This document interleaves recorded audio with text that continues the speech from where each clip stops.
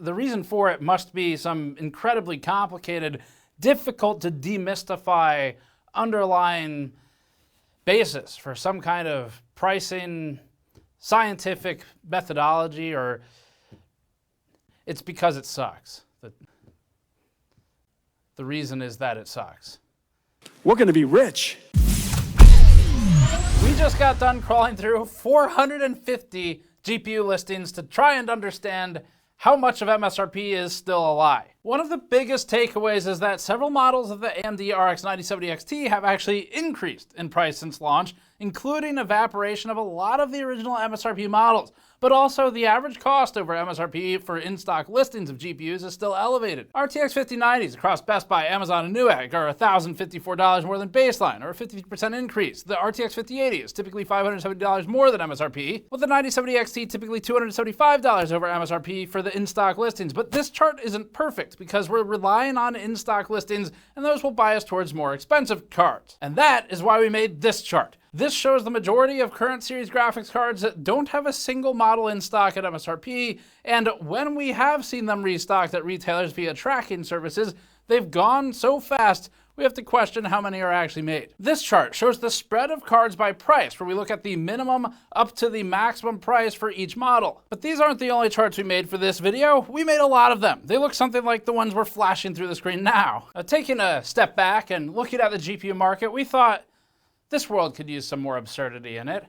And so we took all of those things and then we put them into charts and pivot tables and all this other stuff, and we tried to make it make sense. Like scrying, except it's a spreadsheet instead of like a pool of water or a scry stone or something. Before that, this video is brought to you by the Antec Flux series of cases. We previously benchmarked and independently reviewed the Flux Pro case and found it to be one of the best cases we tested last year. The Flux Pro features the modern trend of wood accents while also focusing on a high airflow design. We found its performance to be among the best in our thermal testing. The case also has a number of ease of installation features to make assembly and cable management easier. Learn more at the link in the description below. Anyway, one of the things that we did was call a bunch of board partners and speak off record, including some system integrators, and I learned something that has been true for a couple of launches now, unfortunately, which is that a couple of them told us that they don't really intend to make that many MSRP cards because the margin isn't high enough. So they kind of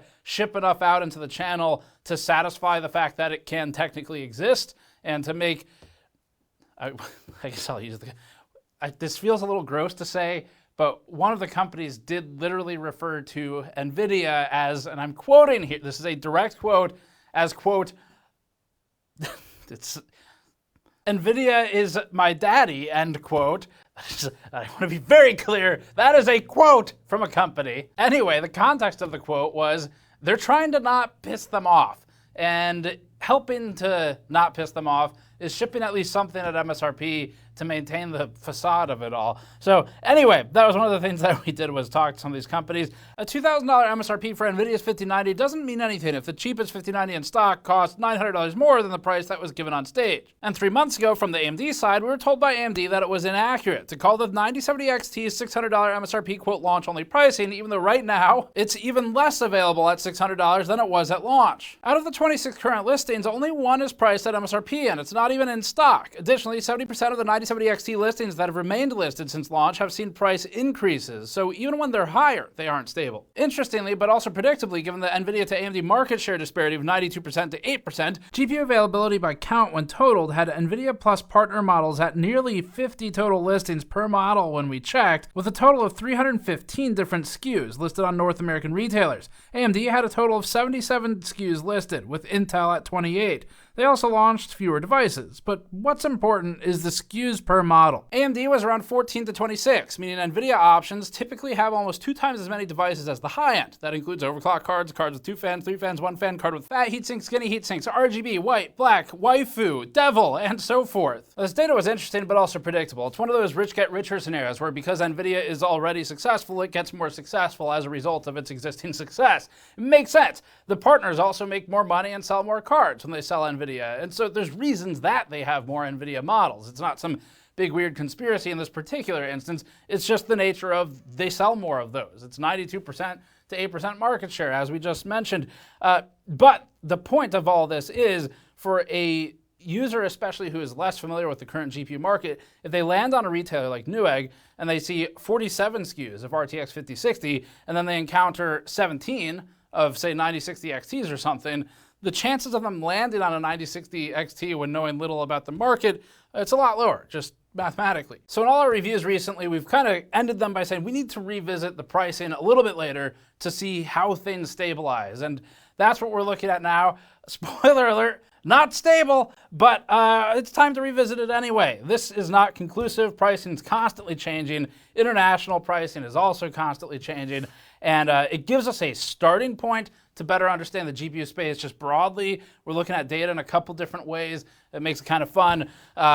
But again, just to be extremely clear with everyone, this is not fully conclusive because even in, say, the 1 week or so, maybe 10-day latency where it takes us to put all of it together, edit it, publish it, all that stuff, there's gonna be a little bit of flux, but it should give us a good baseline. All right, so today we are analyzing the currently available video cards on the market, looking at the pricing, the availability of in-stock listings, the split in models for a given SKU, and we have a lot to go over, but we're going to start with some of the broadest findings. Using only in-stock first-party listings from Newegg, Amazon, and Best Buy, we found that across all current series GPUs, the average price for available cards was typically around 30% greater than MSRP and around $200 more. But that's averaging everything. GeoMean's also listed just to account for some of the differences in data sets. But the worst is the RTX 5090 at $1,054 over baseline. The so-called best by percentage is the 5060 Ti 8GB, which is awful because it's a terrible GPU that shouldn't exist. And that's also why it's not as marked up. We think it's a scam designed for tricking pre-built buyers. Breaking into smaller segments, NVIDIA's and AMD's higher end and Intel's battle-mage GPUs see average available prices 45 to 55% over MSRP. Mid-tier cards are experiencing a 20 to 30% increase over MSRP for their average prices. At the low end, increase over MSRP for each card's average price lowers to the 10 to 20% range. Now we're going to get more into it. This section defines some of our methodology. So today we are focusing primarily on GPUs with in-stock listings at the time we collected all the data. And the reason for that is just because we've observed that some cards, when they restock, the price changes. It could be up or down. We've seen a lot of them going up recently. And so it's the easiest to look at in-stock listings. And we did also collect out-of-stock listing information where it was available, and we put that together in some of the other charts. So our intention is to represent what's actually available in the new GPU market right now. And the hardest part of all of this has been that pricing and stock have changed day to day. By the time the video goes up, it's going to change again, but what we're looking for is a baseline.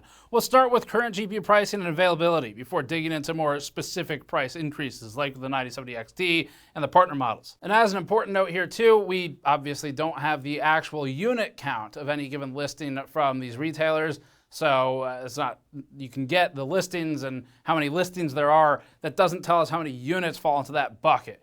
And so one thing we can't know is when we look at the percent split between listings of a given price across the market, how many units are being sold at the lower versus the higher end.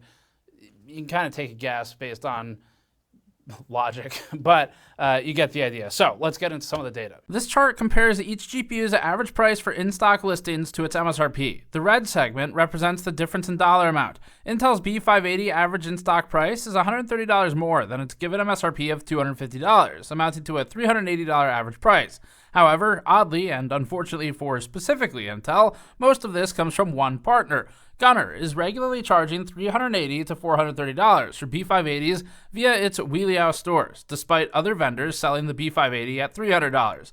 This is a natural problem with having so few board vendors. Back to the chart, AMD's 9070 XT average in-stock price ends up $275 more than its $600 MSRP, resulting in an average price of $875. As expected, the average price over MSRP seems to increase with the class of card, which explains why all the 8GB GPUs, especially those with alternative larger versions, sit towards the top of the chart, with the available models costing around $40 more than MSRP on average. NVIDIA's most egregious price increases come from its 5090 and 5080 GPUs, which we couldn't fit on this chart without skewing all the other results, so we made another one. Here they are, blowing out the scale of the chart at $1,054 and $570 over MSRP.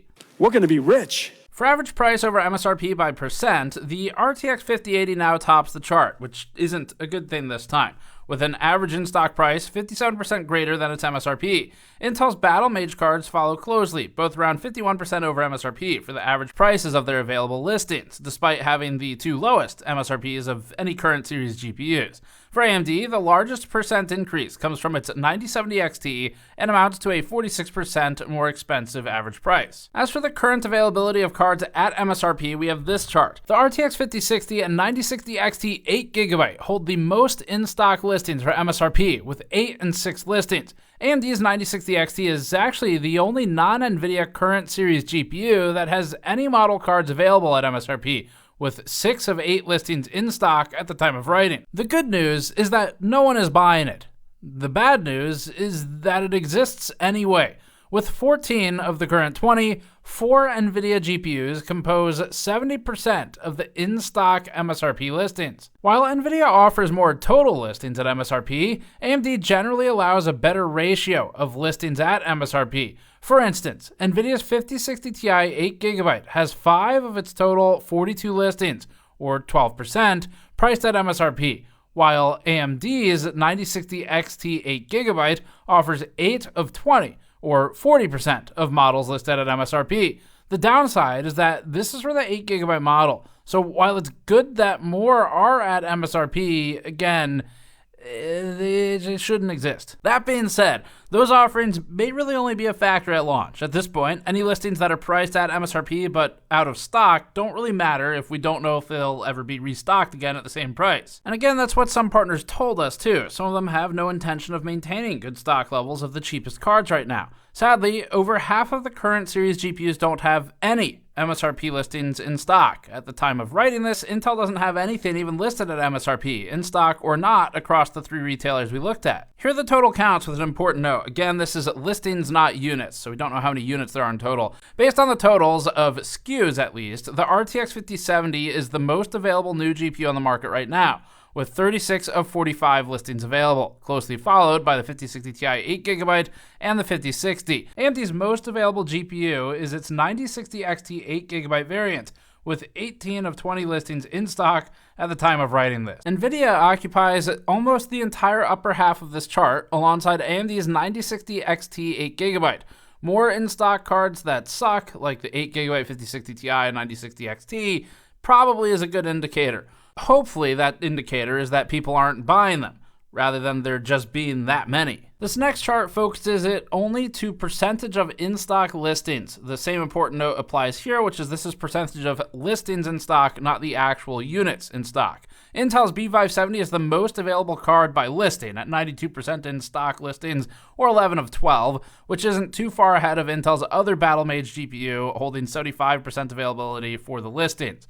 For AMD and NVIDIA, the two most available cards based on percentage are the 8GB variants of both the 9060 XT and the 5060 Ti, sitting around 90 and 81% of listings in stock. On the low end, we saw nearly half the GPUs on the chart in a range between 40 and 50% listings available. The problem is that the listings which are unavailable, so the absent percentage here, are typically the MSRP units. During the AMD 9070 XT launch, AMD was clearly sensitive about credible claims that its launch price was suppressed by rebates and might be temporary. In response, AMD's Frank Azer released this statement to any press who asked, including us, saying, quote, "It is inaccurate that $550 and $600 MSRP is launch-only pricing. We expect cards to be available from multiple vendors at $550 or $600, excluding region-specific tariffs and or taxes, based on the work we've done with our AIB partners, and more are coming. At the same time, AIBs have different premium configurations at higher price points, and those will also continue," end quote. Only 3 months later, and both the 9070 and the 9070 XT currently have 0 cards available at MSRP, despite having decent supply or higher up in the model hierarchy. At the time of writing this, the 9070 XT only has 1 of 26 listings priced at MSRP, and it's not in stock. Azer also previously stated this, quote, "Demand today for our new AMD Radeon cards has been phenomenal. We are working with our AIBs to replenish stock at our partners ASAP in the coming days and weeks. MSRP pricing, excluding region-specific tariffs and or taxes, will continue to be encouraged beyond today, so don't despair," end quote. Conveniently, We just so happen to have a pricing spreadsheet that we compiled during the 9070 XT's launch.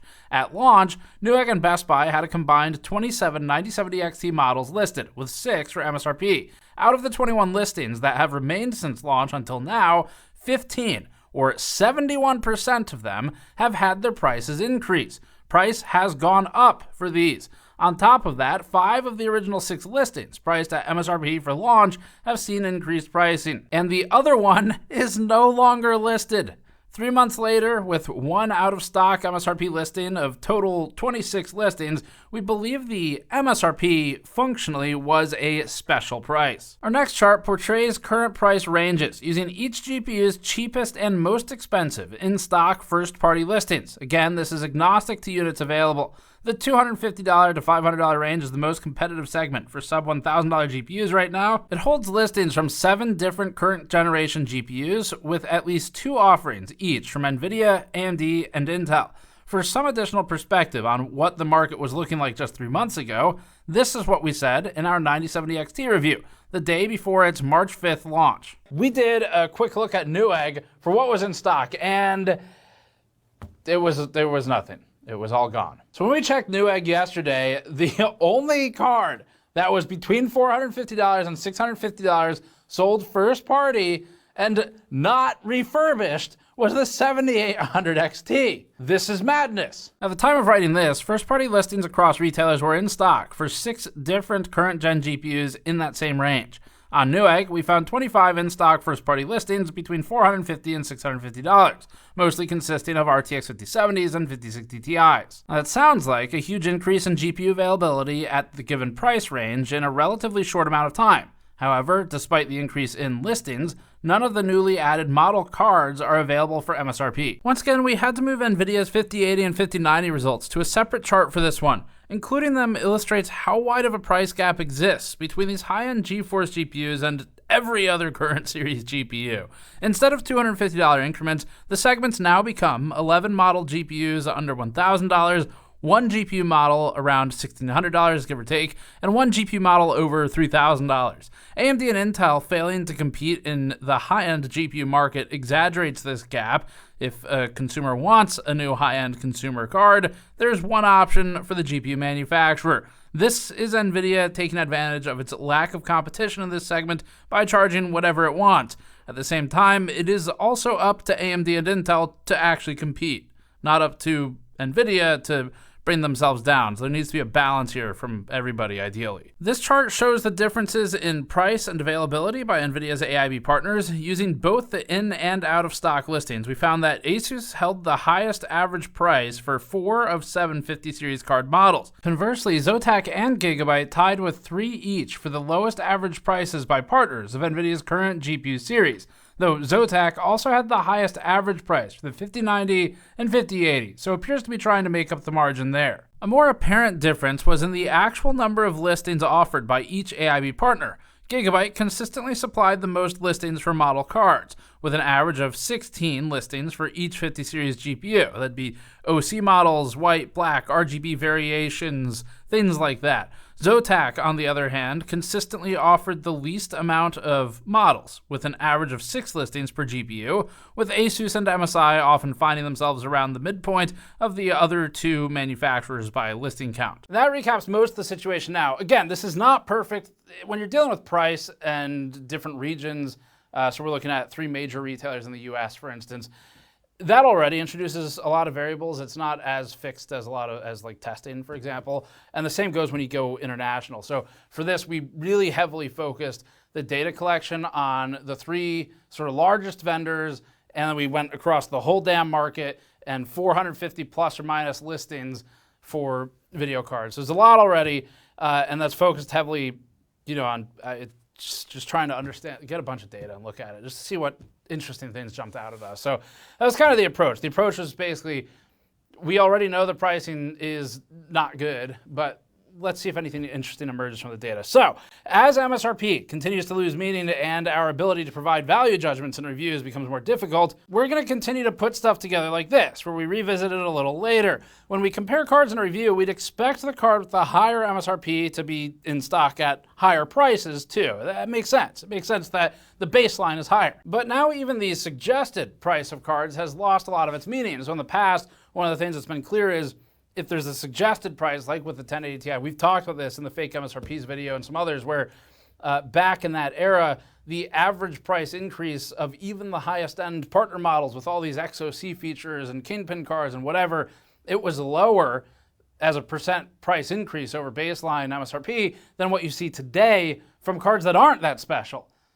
So like a KP card, you could get for a lower percent increase in price than something like a Strix model, which is nowhere even close in quality or capabilities. And both vendors would definitely recognize that. So it's gotten worse. We've already showed those numbers in the past. All of this makes it clear that the suggested price it doesn't really mean as much as it used to. Despite having a greater MSRP than the 9060 XT 16GB, the 5060 Ti 8GB has a cheaper minimum, a cheaper average, and a cheaper maximum price for its in-stock listings. Now that's an interesting data point, and the reason for it must be some incredibly complicated, difficult to demystify underlying basis for some kind of pricing scientific methodology, or it's because it sucks.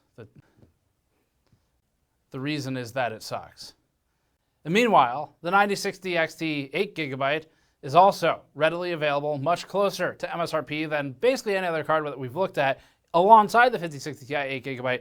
And the reason for that one is equally complicated. It is also because it sucks. They both are awful video cards. Now, if AMD were somehow aware that its 9060 XT 16GB would cost more than the 5060 Ti 8GB on average, and the company still decided to give the card a $350 baseline MSRP so it would appear to offer greater value in all reviews at its launch, that would be extremely deceitful.